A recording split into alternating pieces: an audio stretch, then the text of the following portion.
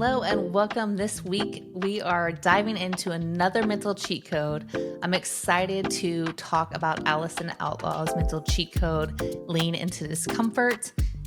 If you haven't checked out Allison's episode, please go listen to it. Lean into discomfort. There's probably that one moment where you start to feel pretty bad in a race where you're like, oh no. If you just kind of hang in there for that and don't freak out or don't take your foot off the gas, but just like, all right, we're just going to keep going with this. It's going to be fine because it's going to be fine.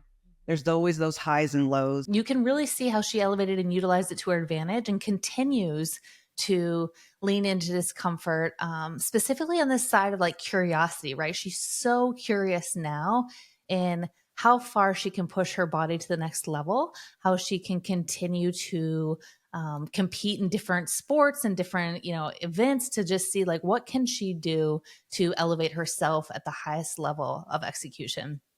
So this mental cheat code, lean into discomfort, this is different than our other mental cheat codes. Our other mental cheat codes, there was definitely a skill component where I was saying, hey, here's a tangible item. If you did this, it's really going to help you and it's going to elevate your game to the next level. This one is a game changer. I'm telling you, like, if we could all actually unlock this, lean into discomfort, it's almost like kind of if you're playing a video game and you put you run through the star and it's like a shield around you, protection. You can do anything you want. You're like unstoppable in that moment. That's what I feel this cheat code is. This is the game changer of your performance, of actually cognitively choosing to lean into discomfort. Leaning into discomfort, it doesn't only challenge us on the mental side, that cognitive choice. There's a physical component of pushing your body to its full potential. And then we have to look at that emotional response to discomfort. So I'm going to spend some time today tapping into all of those areas and have you really think through, can I use this cheat code? Can I actually pull this out of my toolbox and choose to lean into discomfort? You might have heard tons of people say like, be comfortable being uncomfortable. You see my face if you're watching, and if not, hopefully you hear my tone. I'm not really a fan of that phrase, be comfortable being uncomfortable. I'm a huge fan of tons of catchy, cliche, like little snazzy tidbits of advice you can just throw in there. But being comfortable being uncomfortable, I just don't like, because nobody is comfortable being uncomfortable. Like, it just doesn't make sense. I'm like, oh, let me get comfortable in this space. But the lean into discomfort, while it is the same thing, semantics make a world of difference. So choosing to lean into the discomfort, knowing it's going to be hard, knowing it is pushing myself to the next level physically, mentally, emotionally, diving into that space. That is a different level. And that's why this cheat code is the ultimate cheat code right now to elevate our performance. It's a choice. And it starts with cognitively getting yourself in the space to say, hey, I'm going to do this today. I know when I show up, whether it's a practice, it's a workout, it's a competition, it's a race, it's a game, I know that this is going to be hard and I'm ready to embrace it. I'm ready to embrace the hard. This is where we get that grittiness to come out. But the beautiful part about leaning into discomfort, it becomes less hard. It's allowing the preparation to happen. It's allowing yourself to get into that space and actually leading into what we hope flow state happens, where the performance just feels magical. And that's where I'm saying, hey, it's almost like that shield of invincibility. You can do whatever you want for that 20 seconds. We hope that leaning into discomfort becomes a lot longer. But it starts with the mentality of, I know when I push myself, and I'm curious about what my body can do. And I'm curious about how I can enhance that mental side. And I can own the emotional component. Then my performance is going to be elevated. So why this is difficult and why we get in the way is doing hard things. It doesn't feel so great. And we get this little nugget of self-doubt. We get this little mindset that says, oh man, this sucks. This is really hard. This hurts. I can't do it. And when that negative doubt slips in and it comes into your mind, it can just totally consume you and it can deter your performance and it can slow you down. There can be errors that happen. The performance becomes a suffer. It almost feels worse when we allow that negativity to breed and to grow and the self-doubt to be there. The other catalyst that you have to work through and understand is you might not have the self-doubt when you first walk into that performance, but if you're in an environment, and all of us have been in an environment, we've been on a team where maybe we have a teammate who's like, oh, gosh, this sucks today, or I don't want to do this, or that's really hard, or they're just brooding in that negativity. And maybe it's just one comment, but that one comment leads into another comment. And now we have a ripple approach, a negativity, and then we feed the self-doubt. And now we're all in this self-doubt space, and we're all not going to push as hard, and we're all going to get frustrated. Emotions are going to get high, and we're not going to manage them that well. And then we're not going to lean into that discomfort. We're just going to get grumpy and irritable and poor performances. And if it's not a teammate, you might have this happen to you. And this has happened to me. And I am not a fan of this. When I've had coaches or my trainers say, it's going to be a tough workout today, like in a smiling, joking way, like, cool.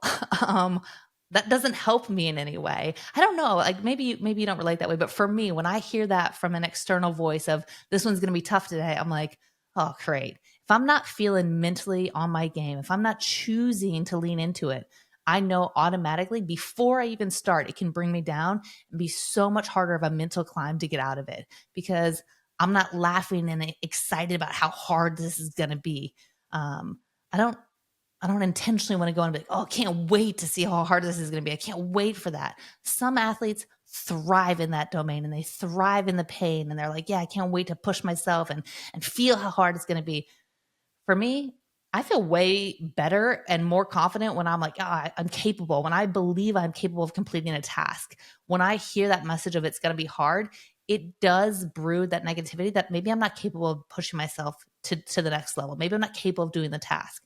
And I have to stop myself and say, this wouldn't be on my workout plan if I wasn't capable. And I have to use logic to overcome that emotional component. I have to say, logically, no coach or trainer is going to put me in a space that I'm not capable of doing the task.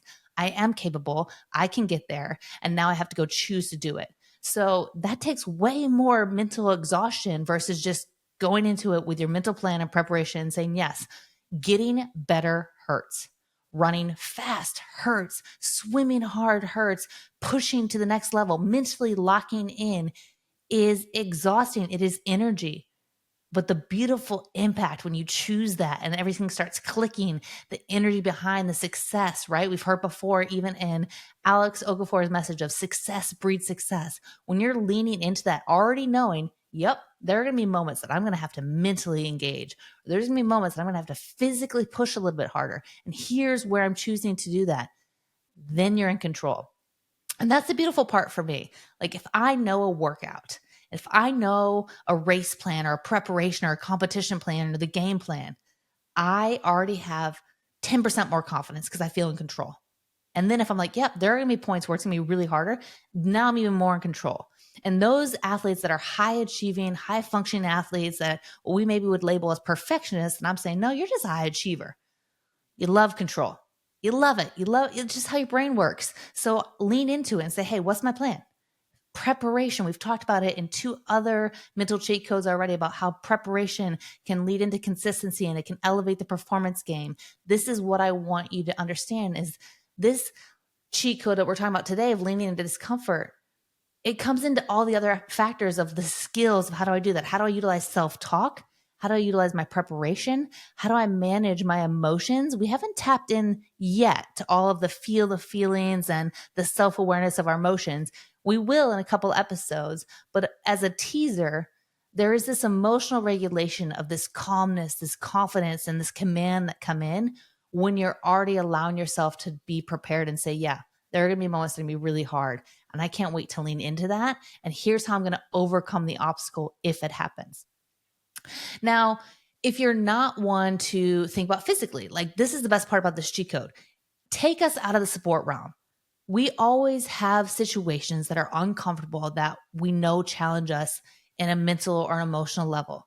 Let's talk about going into the boardroom, going into the classroom for presentation. If you have a big sales pitch, not all of us are this extroverted individual that's like, can't wait to go present to everybody, can't wait to go pitch something or go networking and socially engage with people.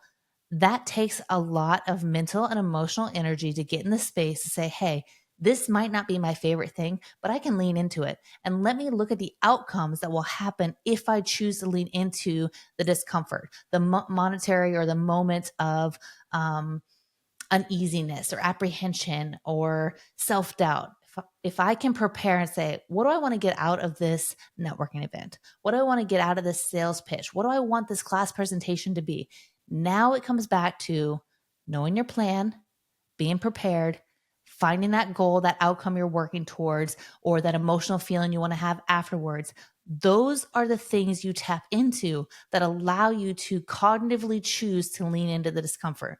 Because no matter what, if you are not one to want to go engage and, shake hands and do all the smiling and talk about who you are and learn about other people and try to remember all the names at the social and networking events, yes, take a pause, take a beat, and say, what is the purpose of this? Know your purpose, know your plan. Then you can lean into it when it gets hard. And then when you calm down and you take a breath during it and you realize, hey, in this present moment, I'm doing all right. It's not as hard anymore. It becomes easier. Now there might be other hard moments, but you can lean into that again because you've already got through that one step. So we know that leaning in discomfort isn't just a physical piece for our high performers or our athletes. We know that it can happen in work settings, academic settings, social settings. We know it's a choice. But as I'm talking about leaning into the discomfort, what we've realized is actually pulling in all these other mental skills and allowing yourself to be prepared, to follow your plan, to slow down, and to cognitively choose and tell yourself, you can get through this. And when I get through this, here's how I'm going to feel, and fuel yourself that emotional energy of how you want to feel after you've done it. It is not easy.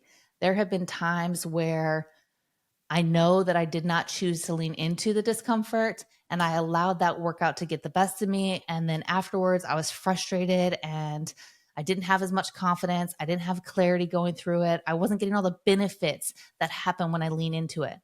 But then there's those moments, the races or the competitions or a workout where you leaned into it, you felt the hardness, you felt that moment. And all of us who's been in this space have felt a moment where we're like, ooh, I don't know, can I? And you're like, yes. When I have been in that moment, and it's happened recently in my training, I've taken a breath and I've utilized my self-talk and I've realized like I can get through this. I can push through this. Here's the next phase. And I focus on one rep at a time, one play at a time, one moment at a time. I'm where my feet are. I'm in that zone. And then when I start to do well, then I'm brooding in that confidence and it's building and the clarity is getting there and the creativity and the space of what I need to do is enhancing and I have confidence and I am building my growth mindset. I'm building my resiliency. I'm choosing toughness. These are all the factors of high performers that allow us to have the highs when the lows are happening. So Allison's cheat code, lean into discomfort. It is what we want to have, our invisibility star or whatever video game you played before that has allowed you to just like feel unstoppable. Like this one, I'm telling you, this is next level. But again, it starts with, can I cognitively choose to get myself in that space to do it? And when I do, when I allow myself, when I commit to that plan, the growth is substantial. Thank you for joining us this week on the highs and lows of X's and O's. I hope today's episode has equipped you with another mental cheat code to help you navigate your own highs and lows in pursuit of your success. Don't forget to subscribe, share with your friends, and leave us a review wherever you get your podcasts.